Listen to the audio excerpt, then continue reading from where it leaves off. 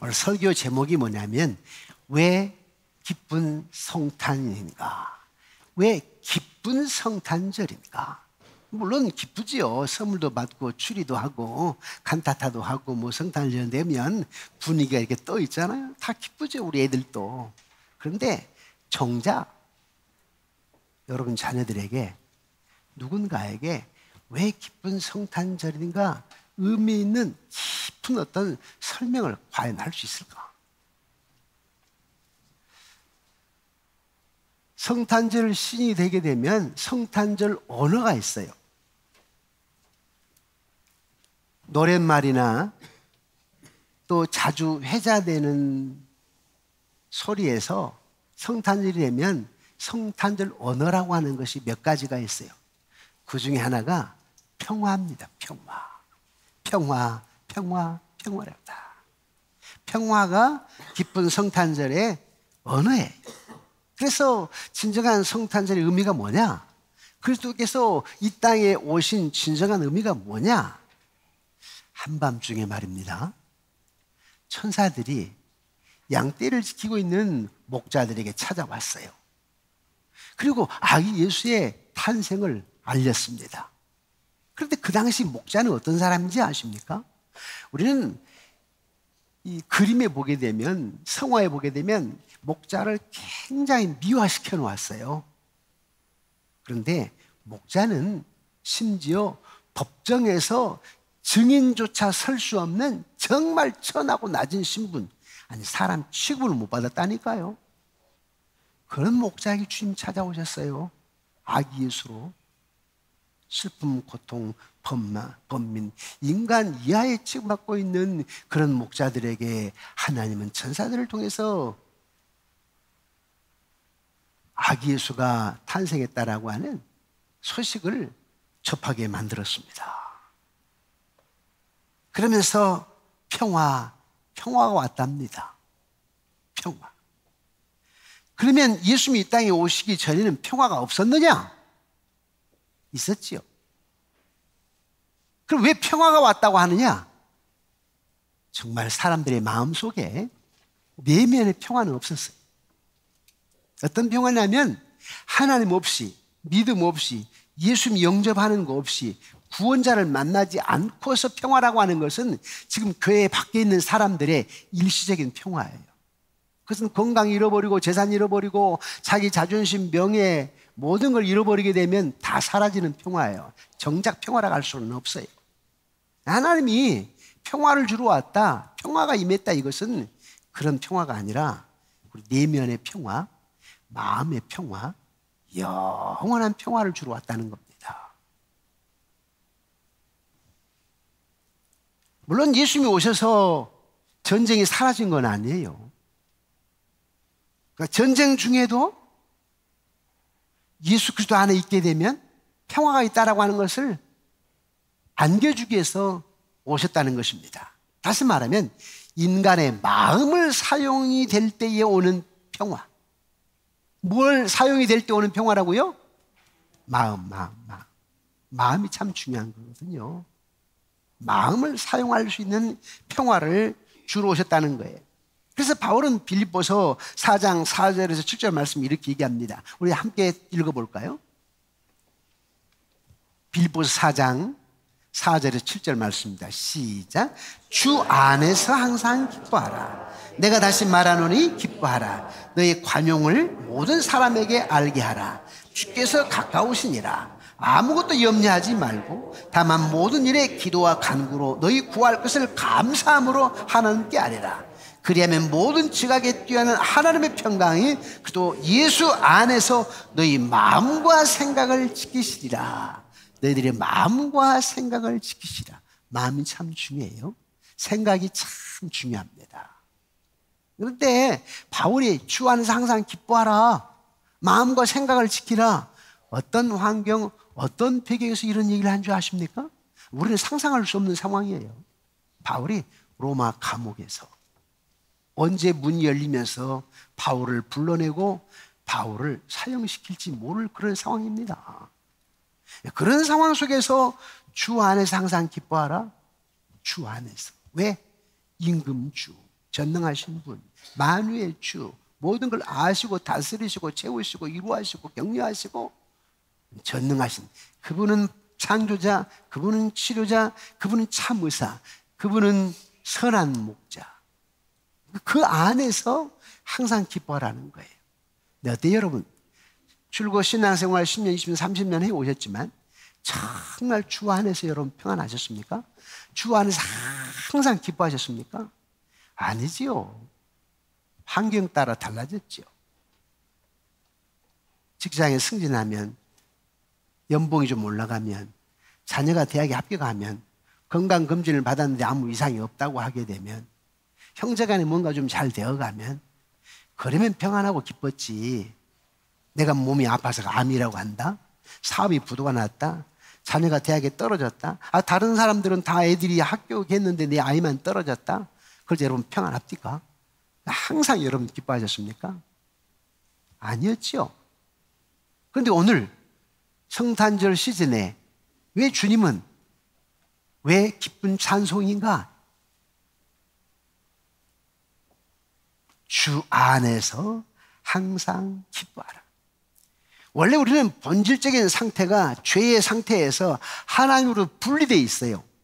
죄 문제 때문에 장벽이 딱 있어가 벽이 있어가지고 하나님께 나갈 수가 없습니다.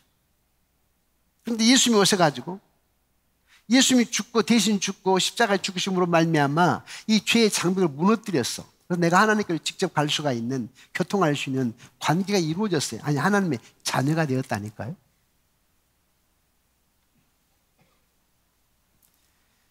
그러면서 죄의 장벽이 무너지고 평화가 임하게 되는 거라고 얘기합니다. 예수의 보혈의 피의 공로로 말미암아 하나님의 평화를 누리게 되었다라고 얘기합니다. 근데 그 평화가 어떤 평화냐? 내면의 평화, 마음의 평화, 영원한 평화입니다. 지난 2014년이었습니다. 성탄절 무렵이었죠.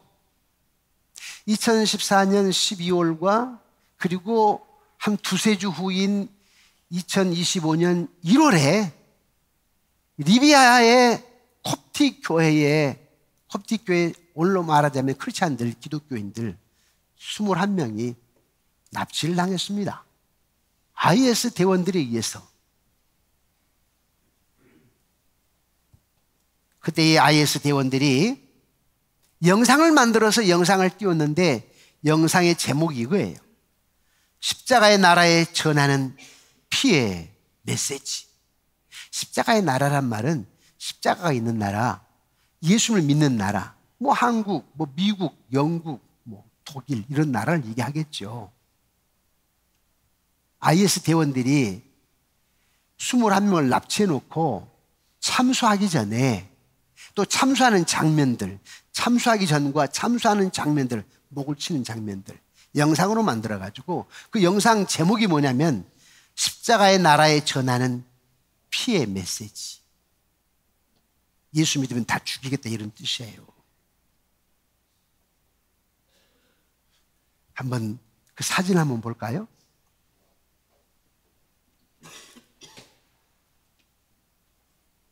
스물한 명이 무릎 꿇고 앉아 있습니다. 손이 나무에 묶여 있습니다. 검정 옷을 입은 사람들은 IS 대원들입니다. 앞에는 콥틱 교회 크리스찬들입니다. 1, 2분 후면 3, 4분 후면 이분들은 칼에 의해서 목이 잘립니다. 어떤 상황일까요? 이분들의 마음은 어떨까요? 정말 믿음이 있어서 내면에 평화가 있으니까 얼굴 한번 보십시오. 표정을 보면 그렇게 겁나 있는 표정은 아닌 것 같아요. 왜 저들은 저 상황에서 물론 좀 겁은 나겠지만 왜 저렇게 초연할까? 뭘까요? 내면의 평화 때문에. 믿음 안에 있는, 복음 안에 있는 영원한 생명 때문이죠. 이런 사람들도 평화를 누리는데 저와 여러분들은 신앙생활하면서 얼마나 평화를 누리고 있습니까? 왜 성탄, 기쁜 성탄인가? 평화 때문이라니까요. 근데 우리는 너무 얄팍한 지식으로 얄팍한 믿음으로 성탄의 의미를 잘못 알고 있어요. 내가 사회생활하면서 오는 스트레스, 인간 관계에서 오는 스트레스, 육아, 돈, 성취, 학업, 건강으로 오는 스트레스로 정신질환이나 우울증을 앓는 사람들이 얼마나 많습니까? 우리 크리스찬들도 예외는 아니에요. 최근 6년 사이에 정신질환으로 병원을 찾는 사람들이 75%가 늘었대요. 우울증으로 진단받은 환자들이 100만 명이 넘었어요. 그 속에도 여전히 크리스찬들이 30%, 20, 30%는 차지합니다. 믿는다고 하죠. 어쩌면 정신병원을 찾으면서 십자가 목걸이를 달고 있을지 모릅니다. 최근에 코로나19 팬데믹을 거치면서 청소년 우울증 환자들이 부쩍 늘었다고 합니다. 누가 정신과 의사 안 하려고 하지요? 의사들 중에 정신과 의사들이 아마 제일 적을걸요? 정신과 의사들이 너무 바쁘대요. 두세 달씩 밀려있대요, 환자가. 수술 환자도 아닌데도 그렇게 밀려있다고요? 그런데 여러분, 통계청에 따르면 자살 인구가 하루에 몇 명인지 아십니까? 그리고 1년에 몇 명인지 아십니까? 하루에 38명, 38명이 자살을 한답니다. 1년에 약 14,000명이 자살한대요. 한번 생각해 보세요. 이 교회 꽉 차면 900명입니다. 이 교회 예배실에. 그런데 이게 15배, 16배라니까. 이 꽉 찬 인구의 15배가 1년에 자살한다니까. 그냥 여러분 뉴스에 보면서 자살했네, 누가 자살했네 이렇게 하는데 1년에 이 예배당에 꽉 찬 사람으로 15배가 1년에 자살한다고 생각해 보세요. 그 중에도 크리스찬이 있는데 이런 상황에서 하나님은 우리에게 얘기하시는 거예요. 무서워하지 말라. 보라, 내가 온 백성에게 미칠 큰 기쁨의 좋은 소식을 너에게 전하노라.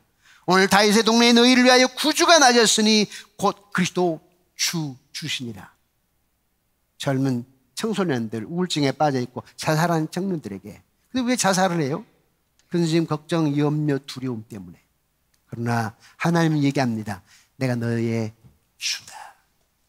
너의 장래 인생길에 내가 주인이라니까. 내가 자연 만물을 만들었어. 내 손 안에 있다. 내가 채우고 변화시키고 살리고 내가 다 한다. 내가 주라니까 주 안에서 항상 기뻐하라.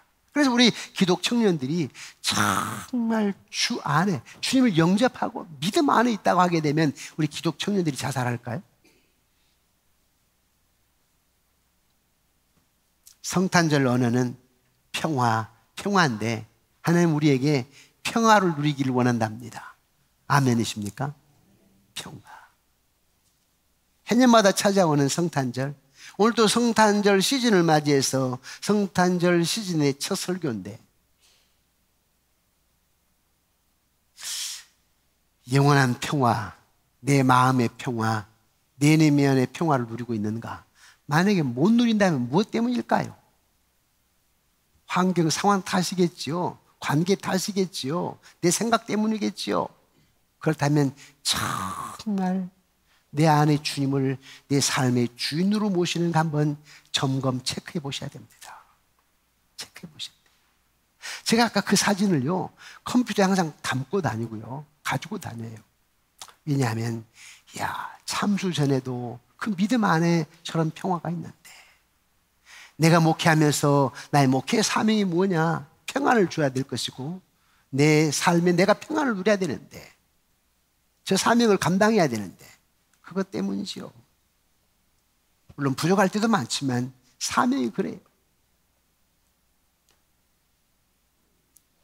하나님은 저와 여러분들에게 영원한 평화, 내면의 평화를 누리기를 원하고, 또 하나는 외적인 평화, 즉 다른 종류의 평화인데 다른 사람들과의 평화랍니다.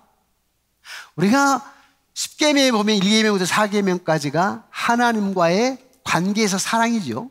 5계명부터 10계명까지는 수평적인 사람과의 관계의 사랑이듯이 평화도 역시 마찬가지예요. 하나님과의 관계에서 영원한 평화, 내면의 평화, 내면의 내 삶의 주인으로 모시기 때문에 평화. 수평적으로 다른 사람들과의 평화. 하나님은 우리에게 완전한 평화를 주러 오셨다고 하는데 두 가지를 우리가 누리며 만끽하기를 원하고 계신답니다.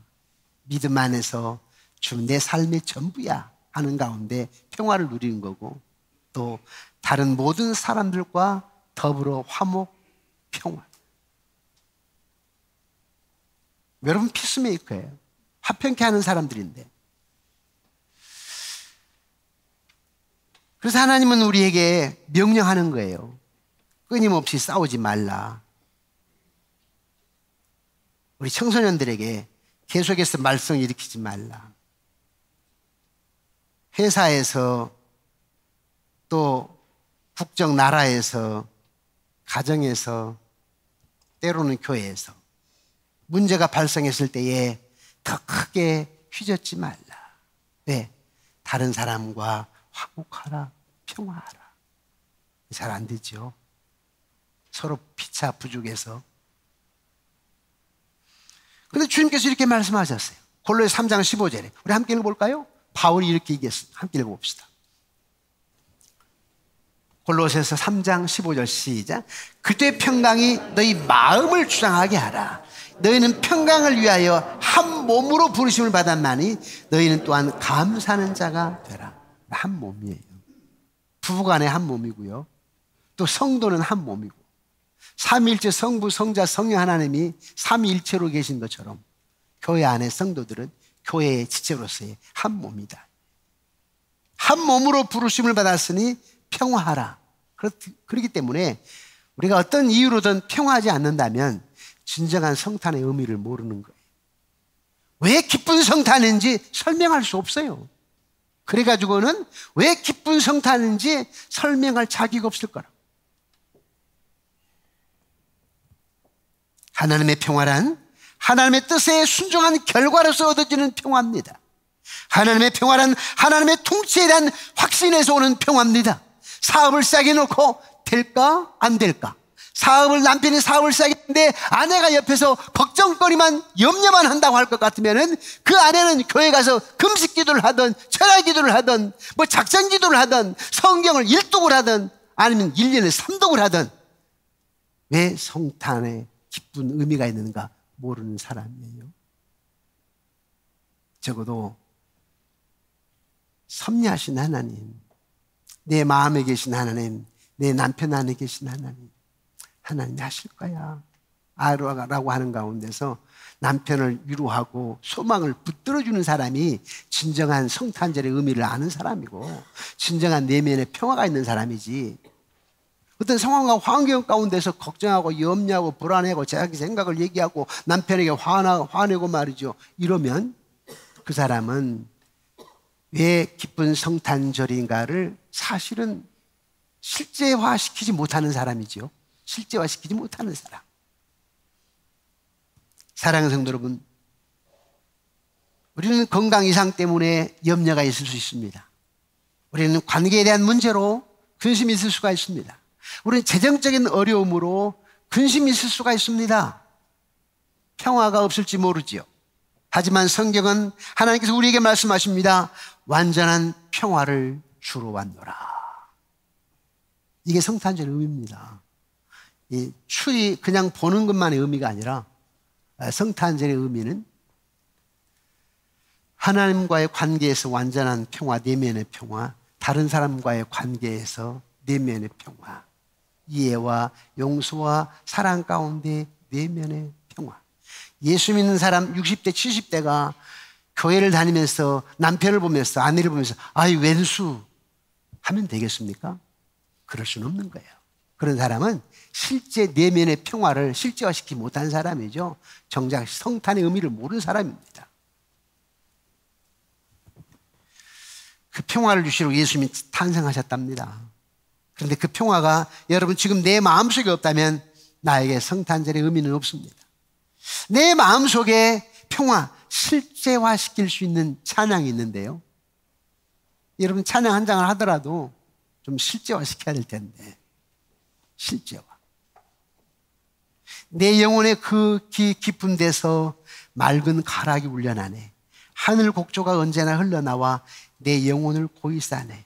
평화, 평화로다. 하늘 위에서 내려오는 그 사랑의 물결이 영원토록 내 영혼을 덮으시네. 이게 그냥 부른 찬양이 아니고 이 찬양을 할 때 실제화시켜야 될 텐데요. 우리 다 부를 수는 없으니까 1절, 2절만 찬양할까요? 412장인데요.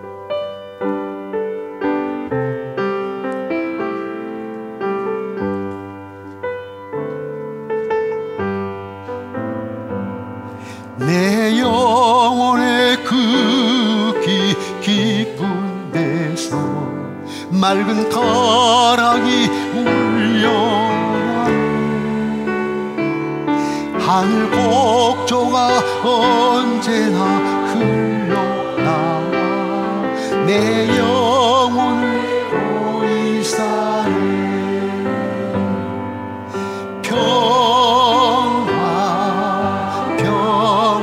평화로다.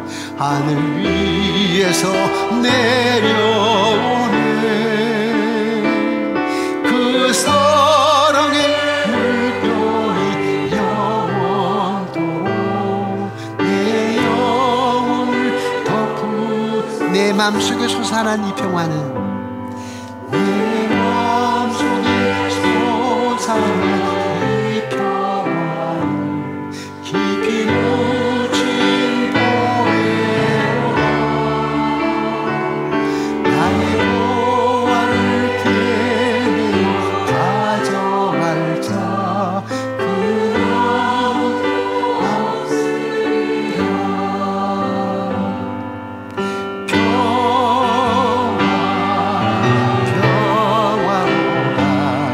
하늘 위에서 내려오네. 그 사랑의 물결이 영원토록 내 영혼을 덮으소서. 이제 제가 원래 상담학자니까 가끔 젊은 분들을 보면서 이런 생각을 해봅니다. 젊은 분이 아이를 업고 가거나 아이의 손을 잡고 가거나 또 할아버지가 아침에 이제 아들, 며느리 아니면 딸 사이가 부부가 출근하니까 할아버지가 아침에 아이를 유치원 이렇게 보내고 학교 보내고 하더라고요. 그 모습들 이렇게 보면서 참 아름다운 장면이다 싶지만 결부시켜서 무슨 생각을 하냐면은 과연 이 부모가 아이의 마음속에 언제나 평화를 줄 수 있을까? 아이의 마음속에 언제나 행복을 줄 수 있을까? 그 아이가 정신적인 건강으로 잘 자라갈 수 있을까? 아니 학원 보내고 좋은 학원 보내고 좋은 옷 사주면 무슨 소용이 있어? 아이에게 정신 건강이 있어야 될 텐데 행복이 있어야 될 텐데 그게 잘 안 되거든요. 저도 끊임없이 퀘션 마크 질문이 있어요. 우리 과연 성도님들이 정말 행복할까? 어쩔 때는 안 한다는 걸 알고 있어요. 하지만 목사의 마음은 뭐냐면 우리가 완전할 수 없으니까 이럴 때도 있고 저럴 때도 있는데 피차 주님의 마음에 갖자 피차. 그래서 잠깐 사는 나그네 삶 속에 부부간도 역시 마찬가지예요. 앙숙처럼 살아도요 그 다음날 세상 떠나면 그렇게 한탄하더라고요. 저는 장례를 참 많이 보았잖아요. 관을 두들기면서 왜 그랬어 왜 나를 그렇게 화를 내게 했어 이러면서 남편의 관을 두들기면서 하더라고. 그런 걸 보면 야 저렇게 왼수로 30년 40년 산다 말이 되느냐. 여러분들은 어떻습니까? 여러분들은 저 아내가 저기 있는데요 솔직한 고백을 한번 하겠습니다. 아내가 좀 놀랄 텐데 아내하고 결혼 39년을 살았는데요 아내하고 크게 싸워본 적이 없어요. 사실은요. 저는 O형이고 아내가 A형이다 보니까 아내가 별로 얘기를 잘 안 하거든요. 화가 나면 알아요. 그리고 성경적이게 성경으로 하루를 지새우면 안 되니까. 풀지 않고 잠을 자게 되면 그게 비성경적이거든요. 그런데 3, 4개월 전에요. 결혼해가지고 39년 만에 이틀을 얘기를 안 해봤어요. 이틀을. 내가 미쳤나 보다. 지나놓고 나서 내 속으로 내가 미쳤네, 미쳤어. 우리 큰딸아이가 뭐라 한지 아세요? 아빠 잘하셨어요. 상담학자인데 아빠도 경험해봐야 될 거 아니에요. 아빠 그거 놀라운 게 아니야. 그러면서 또 깊이 생각을 해보았어. 여러분 어떻습니까? 여러분 교회 생활하면 정말 평안하십니까? 그 평안이 꼭 다른 사람 때문일까요? 저 사람 때문일까요? 이 사람 때문일까요? 목사는 장로님 때문일까요? 장로님 꼭 목사 때문일까요? 한번 입장 한번 바꿔놓고 생각해 보자고. 뭐 때문인지.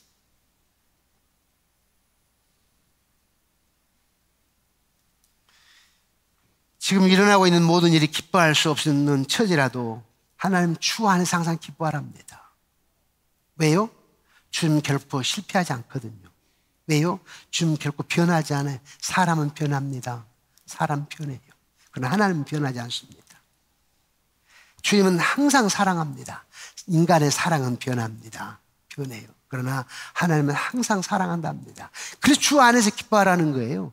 그래서 내면의 평화를 누리라는 겁니다. 그게 믿는 자의 특권이에요. 하나님은 항상 돌보십니다. 내 남편은 항상 돌볼 수가 없어요. 아내가 항상 돌볼 수가 없다니까요. 부모가 항상 돌봐요. 부모가 나중에 돌아가시잖아요. 우리 교회 안에도 역시 마찬가지예요. 항상 돌볼 수 있습니까? 이 목사가 이러면 항상 100% 돌볼 수 있어요? 못해요. 여러분도 역시 마찬가지예요. 항상 목사를 위할 수 있습니까? 인간은 그럴 수가 없어요. 서운할 것도 없어. 다 인간은 그러는데 뭐. 그리고 다 뒤로 돌리면서 생각을 돌리면서 주께를 향하여 내가 산을 향하여 눈을 들리라. 나의 도움이 어디서 올고 천지를 지신 여호와 하나님께서로다. 대신 미워하지는 말아요. 관계성 속에서 원망도 불평도 미움도 들 때가 있지만은 그건 잠깐이야 돼. 잠깐. 부부간에도 해가 지면 안 되듯이 관계도 역시 마찬가지예요. 잠깐이에요. 잠깐. 그리고 주님의 심장으로 이해하고 용서해야 돼요. 근데 됩니까 여러분? 그리고 여러분들 스스로 판단하죠. 나 믿음 좋은 것처럼.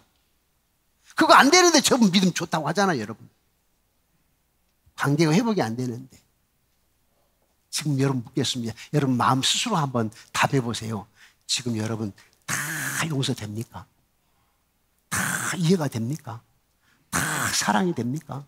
만약에 못한다면 여러분 안에 주 안에서가 안 되기 때문에 그렇습니다. 주 안에서가. 어떻게 보면 믿음이 어려워요. 아니 구원받는 믿음은 선물로 쉽게 주었어. 그러나 믿음으로 사는 것은 어렵습니다. 공감하시나요?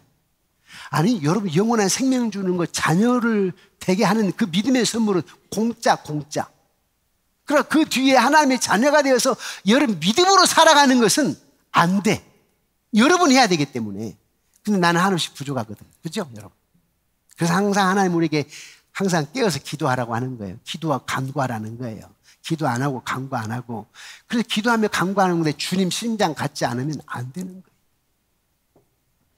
안 돼요. 이사야서 26장 3절에요. 이렇게 얘기합니다. 함께 읽어보실까요? 이사야서 26장 3절 시작. 주께서 심지가 견고한 자를 평강하고 평강하도록 지키시리니 이는 그가 주를 신뢰하다. 야, 심지가 견고한 자가 어떤 자냐니까? 하나님 신뢰한 자래요. 하나님 신뢰합니까? 그래 여러분 심지가 견고합니까? 그래서 세상이 흔들리고 사람은 변화해도 나는 주를 섬기리. 옛날에 우리 젊은이들이 찬양 많이 했잖아요. 믿음은 흔들리고 사람들 주를 떠나도 나는 주를 섬기리. 근데 지금 코로나 이후에 30, 40대가 50%가 교회를 떠났어요. 30, 40%가 설문조사를 했더니요. 앞으로 2050년도까지 거의 다 떠나겠대. 30%도 안 남는데요. 30, 40대가. 그건 문화의 영향이요. 교육의 영향이죠. 지금 60대는 아니거든요. 60대는 아니에요. 그런데 30, 40대는 그 교육의 영향 때문에 코로나 때 다 떠나고 이후에 또 떠난대요. 젊은이들이 교회를 떠나고 있어. 그런데 주님은 얘기해요. 야, 세상 흔들리고 말이야. 사람들이 변해도 하나님 섬겨야 돼.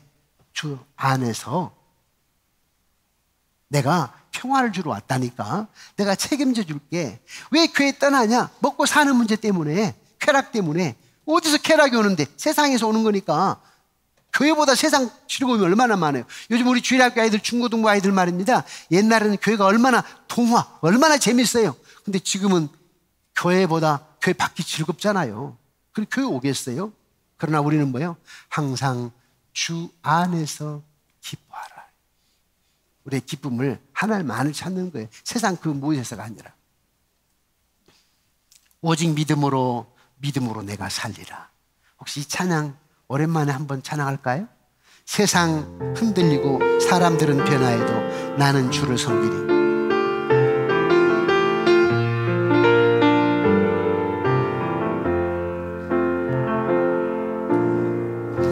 세상 흔들리고 사람들은 변하여도 나는 주를 섬기리.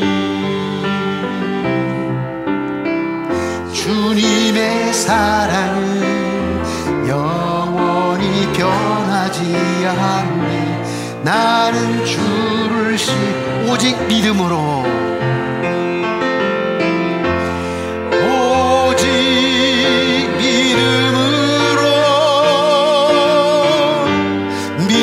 내가 살리라.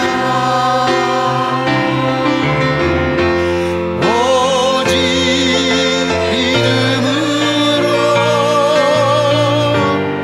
믿음으로 내가 믿음은 흔들리고 사람들 주를 떠나도 믿음은 흔들리고 사람들 주를 떠나도 나는 주를 섬기리. 주님의 나라는 영원히 쇠하지 않네. 나는 주를 신뢰해. 오직 믿음으로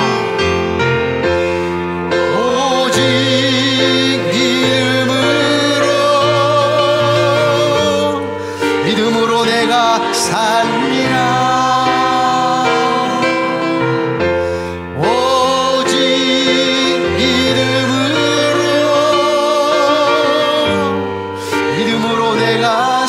오직 의인은 믿음으로 살리라. 오직 의인은 믿음으로 말미암아 살리라. 오직 의인은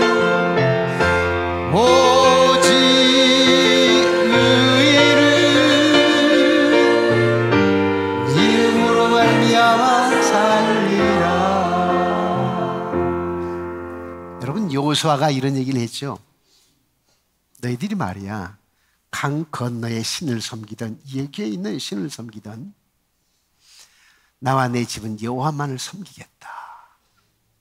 그게 여러분들의 고백이 돼야 되는데, 세상 흔들려도 가치관에서, 어떤 가치관에서 여러분들을 흔들어도 오직 나와 내 집은 여호와만을 섬기겠다. 적어도 여러분 자녀 손손들을 놓고 기도하고 가르칠 때 오직 내 자녀들은, 내 손자 손녀들은 세상이 뒤집혀도 하나님만 경외하고 하나님 역사를 경험하는 자녀 손손들이 되길 원한다. 이런 마음. 그래서 끝까지 남은 자 말입니다. 신앙이라고 하는 게 형편 따라 좀 하다가 말아버리고 뭘 좀 하다 말아 이런 게 아니고요. 주님이 나를 위하여 십자가를 지셨는데 너는 나를 위해서 뭘 드리느냐 물을 때 우리 얘기할 수 있나요? 네덜란드에 한 독실한 여성 신자가 있었어요. 코리텐 붐이라고. 책을 읽어보신 분도 없지 않아 계실 텐데요. 세계 2차 대전 때 많은 사람들이 유태인들을 죽였잖아요. 근데 부모님이 네덜란드 사람인데 유태인들이 그렇게 죽어가는 것을 보면서 그냥 나 모른다 할 수가 없었어요. 그래서 유태인들을 숨겨주었어. 먹을 것을 주고 숨겨주고. 그러다가 잡혀 들어가게 됐어요. 가족이 다, 아빠도 엄마도 자기도 언니도 4명이 유태인들을 도왔다고 감옥에 갇혔어요. 그리고 그 감옥에서 아빠가 세상을 떠났어요. 그 감옥에서 나중에 엄마도 세상을 떠났어요. 자, 두 자매만 남았습니다. 언니가 이렇게 얘기합니다. 코리야, 나중에 세계대전이 끝나고 말이야, 우리가 나가게 되면 전쟁 피해자들, 어린 아이들을 돕는 센터를 만들자. 그렇게 언니가 얘기했는데 그 언니마저도 세상을 감옥에서 떠났어. 혼자 남았어. 전쟁이 끝난 후에 이 코리텐 붐은 언니의 소원대로 혼자서 네덜란드와 독일의 치유센터를 건립을 하였습니다. 그리고 사역을 하였습니다. 그러면서 그는 이런 얘기를 했어요. 저는 세상을 바라볼 때는 좌절합니다. 제 자신을 볼 때는 좌절합니다. 하지만 예수님을 바라볼 때는 평안합니다. 주님을 바라볼 때는 평안합니다. 아까 그 콥틱 교회에 참수당하기 앞전 사람들처럼 말입니다. 주님을 바라보면 평안합니다.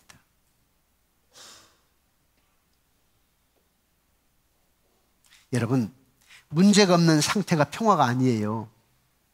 평화는 문제 속에서 예수님이 계실 때, 평화는 문제 속에서 예수님을 바라볼 때 평화입니다. 아멘이십니까? 네. 모든 일이 잘 될 때 기뻐하는 것은 쉽습니다. 모든 일에 햇살이 비치고 은행에 저축이 넘칠 때 기쁜 것은 누구나 쉽게 할 수 있습니다. 하지만 슬픔과 좌절의 시기, 병약한 시기에 기뻐하는 것은 어렵습니다. 그때에 주 안에서 항상 기뻐하는 것밖에 없습니다. 이것이 진리라니까요. 이제 말씀을 읽고 마무리하겠습니다. 우리 마태복음 6장 25절 26절입니다. 마태복음 6장 25절 26절 시작. 그러므로 내가 너에게 이르노니 목숨을 위하여 무엇을 먹을까 무엇을 마실까 몸을 위하여 무엇을 입을까 염려하지 말라. 목숨이 음식보다 중하지 아니하며 몸이 의복보다 중하지 아니하냐. 공중의 새를 보라. 심지도 않고 거두지도 않고 창고에 모아들이지도 아니하되 너희 하늘 아버지께서 기르시나니 너희는 이것들보다 귀하지 아니하냐. 이어서 30절 33절입니다. 함께 읽어볼까요? 이어서 30절 33절 시작. 오늘 있다가 내일 아궁이에 던져지는 들풀도 하나님이 이렇게 입히시거든 하물며 너희일까 보냐. 믿음이 작은 자들아, 그러므로 염려 이르기를 무엇을 먹을까 무엇을 마실까 무엇을 입을까 하지 말라. 이는 다 이방인들이 구하는 것이라. 너희 하늘 아버지께서 이 모든 것이 너에게 있어야 할 줄을 아시느니라. 그런즉 너희는 먼저 그의 나라와 그의 의를 구하라. 그리하면 이 모든 것을 너에게 더하시리라. 아멘. 무슨 말이요? 염려란 도움이 안 된답니다. 염려란. 우리 상담학자들이 이런 얘기를 합니다. 염려하는 거 거의 8, 90%가 염려대로 안 돼. 근데 쓸데없이 염려하는 거야. 미리 당겨서. 염려한 거 8, 90%가 염려대로 안 된다니까. 근데 미리 당겨서 염려를 해요. 염려란 도움이 안 된대. 염려란 상황을 호전시키는 게 아니에요. 믿음만이 가능한 거죠. 그래서 하나님은 신명기 33장 25절 이렇게 얘기합니다. 함께 읽어볼까요? 신명기 33장 25절 시작. 내 문빗장은 철과 노시 될 것이니 내가 사는 날을 따라서 능력이 있으리라. 신명기는 뭐냐면 두 번째 주시는 그 율법인데, 이스라엘 백성들이 젖과 꿀이 흐르는 가나안 땅에 들어가거들랑 우상 숭배하지 말고 오직 여호와만을 경외하라 이렇게 말씀하면서 모세가 그 들어갈 이스라엘 백성들에게 하시는 말씀이에요. 하는 말씀. 너희 문빗장을 철과 노시 될 것이니 내가 너희가 사는 날을 따라서 능력이 있으리라 하는 능력이 있으리라. 모세는 경험해봤잖아요. 홍해바다를 건너봤고 반석을 쳐서 물을 콸콸콸 쏟아져서 200만 넘게 마시게 하는 거 다 경험해 봤잖아요. 그래서 능력의 하나님이 너희들과 함께 할 거야. 이 얘기예요. 하나님의 평화는 이 땅에 어떤 능력으로도 흔들 수 없는 평화입니다. 땅에서 기뻐하심을 사람들 중에 평화로다. 하나님의 자녀가 되었으니 하나님의 뜻에 순종한 결과로서 얻어지고, 그리고 하나님의 통치에 대한 확신에서 얻어지는 하늘의 평화, 영원한 평화. 영원한 평화를 누리면서 하나님 이웃을 사랑하라 했기 때문에 다른 사람들과 평화를 누리면서, 왜 기쁜 성탄절인가? 왜 기쁜 성탄인가? 영원한 평화와 내면의 평화와 외적인 평화를 주러 오셨기 때문에 저와 여러분이 이 의미를 알고 늘 오늘 이후에, 어저께까지는 방금 예배 전까지는 그렇지 않다 할지라도 이 시간 이후에 뭔가 결단하고 모험하고 달라지고, 내가 10년을 더 살지 20년 더 살지 어쩌면 하루를 더 살지 몰라요. 인생이라고 하는 게, 우리가 남은 시간 남은 인생을 이왕이면 완전할 수는 없지만은 좀 더 멋지게 살아가는 삶, 그러한 삶이 여러분이 있어지기를, 진정한 영원한 평화와 또한 다른 사람에게 평화가 여러분들에게 실제가 되어지기를 주님의 이름으로 축원합니다.